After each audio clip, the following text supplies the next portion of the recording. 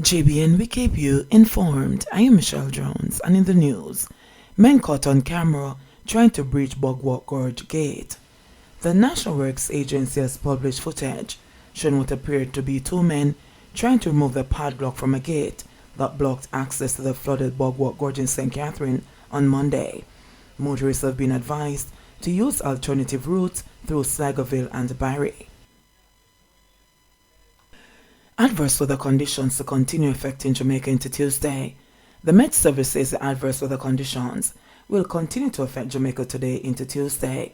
The forecast is for periods of moderate to heavy rainfall and thunderstorms to continue across southern and the northeastern parishes. Periods of showers and thunderstorms, especially in the afternoon, are expected for the remainder of the island.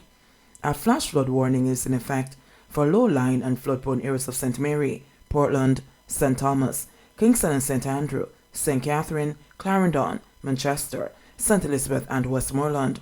This will remain in place until 5 o'clock Tuesday morning. Due to the extended period of rainfall and high ground saturation, landslides are likely. The Office of Disaster Preparedness and Emergency Management (ODPEM) is on high alert as a flash flood warning remains in place for sections of the island. Acting Director General at ODPEM, Richard Thompson, said the agency will continue to monitor weather conditions as the day progresses. Alleged gunman in ambush attack shot by cop in Spanish Town.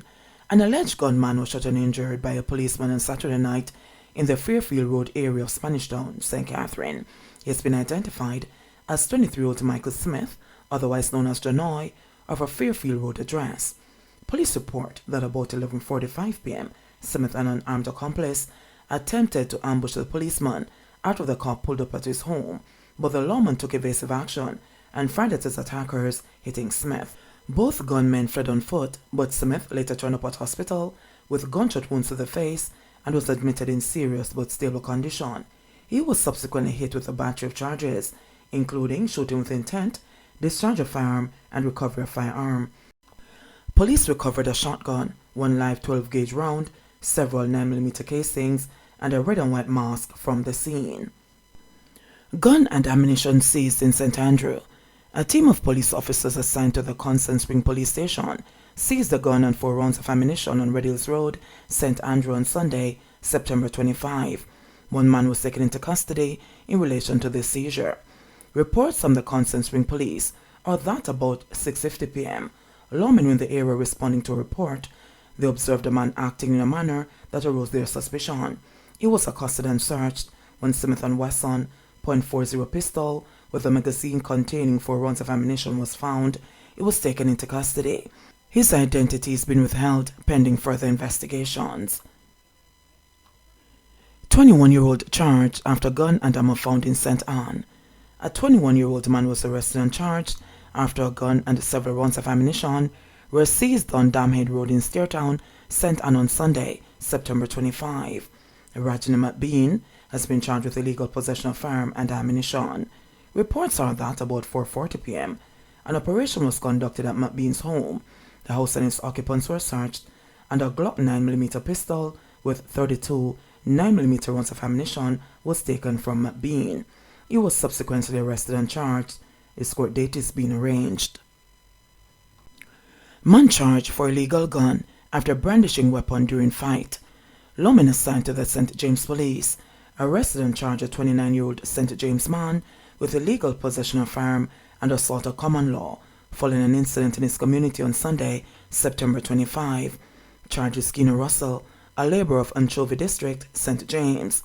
Reports are that about 4 p.m., a man and Russell had an altercation when a gun was brandished and threatening utterances made.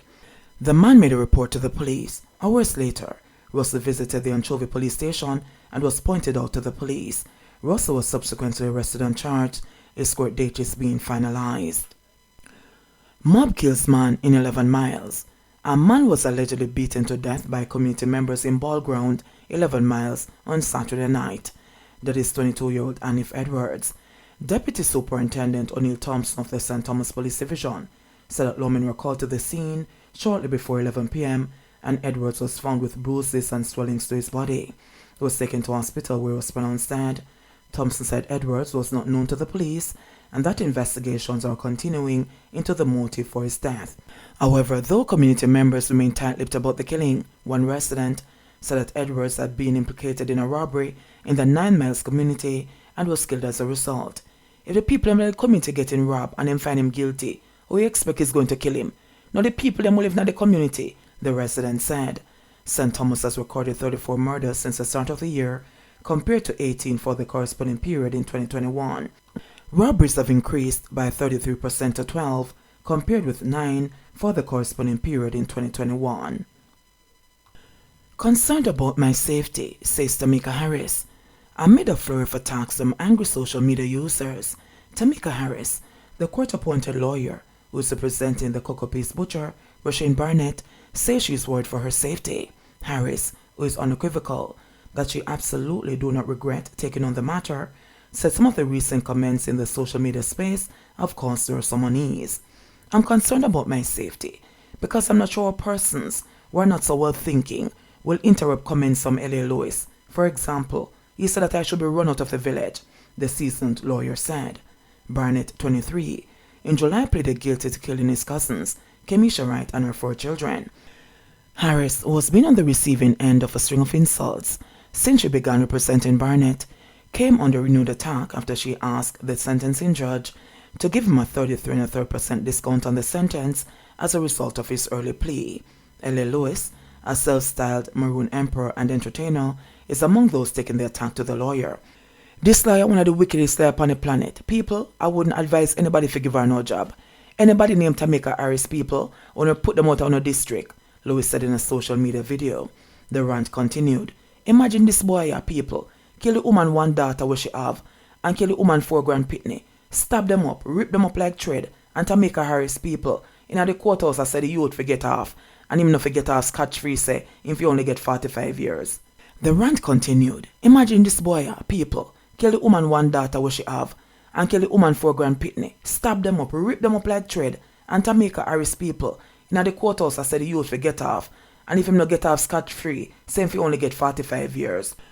One social media user said that Barnett fi kill she next, but Harris, who is a board member of the Legal Aid Council, as well as the chairperson for the Jamaica Bar Association's Criminal Law Practicing Committee, said those comments don't hurt. It is concerning in relation to whether those persons realize that they are articulating or expressing for a crime to be committed against me, she said. Harris, who is not paid by Barnett for the case due to her functioning as a legal aid attorney, opinion that the outcry of citizens has brought to the fore the urgent need for the relevant authorities to host a public education forum, clarifying the role of the various players in the legal system. She stressed that Barnett is entitled to legal representation. If I didn't take on that matter, there would be another lawyer who would have taken on the matter, and that lawyer would have been going through the very same things that I'm going through. It really doesn't matter who the lawyer is. As long as that gentleman is represented by counsel, there will be a lot of persons who would have been uncomfortable with that situation. I can't regret the role, Harris declared. Westmoreland burn victim undergoes more life-saving operations. 13-year-old Adriana Lang, who suffered life-threatening burns when her Westmoreland home caught fire, continues to undergo life-saving operations at a hospital in Atlanta, Georgia. Stephen Josephs, the project manager of San Myrna Foundation, which has played a major role in getting help for Adriana, said that so far she has undergone 8 operations. He said that about 90% of the burnt areas on her body have been covered, and within a 2-month period, reconstructive surgery should begin. She's a fighter and has been fighting through this ordeal, Joseph said. Joseph said that the doctors treating her are not yet ready to provide updates. Adrian has been cared for by lead doctor Zahid Hassan at the Joseph M. Steele Burn Center in Atlanta. She was flown to the United States for treatment after members of the diaspora and people and companies in Jamaica rallied to secure the necessary funding for her transportation. Joseph has been given temporary guardianship of Adriana and is authorized to make decisions on behalf of her father during her hospital stay. Jamaica reports 56 new COVID-19 cases, 1 death. The Ministry of Health and Wellness reported that a suspected COVID-19 related death is currently under investigation, while 56 new cases were reported on Sunday, September 25. The ministry reported 1 fatality, which pushed the nation's total number of deaths to 3,311, and the total number of positive cases to 151,706. The death recorded was an 87-year-old male from Kingston and St. Andrew, Of the newly reported cases, there were 35 females and 21 males, with ages ranging from 1 month to 81 years. The cases were recorded in Kingston and St. Andrew 18, Westmoreland 9, St. James 7, Trelawney 6, St. Thomas 3, St. Elizabeth 3, St. Anne 3, Clarendon 2, Hanover 2, Manchester 2, and St. Catherine 1. There were 106 recoveries in the past 24 hours, bringing the total to 98,931. Currently, 56 people are hospitalized, 8 of whom are moderately ill, 2 severely ill, and none are in critical condition. Jamaica's positivity rate for the latest round of testing is 9.5%, the ministry said.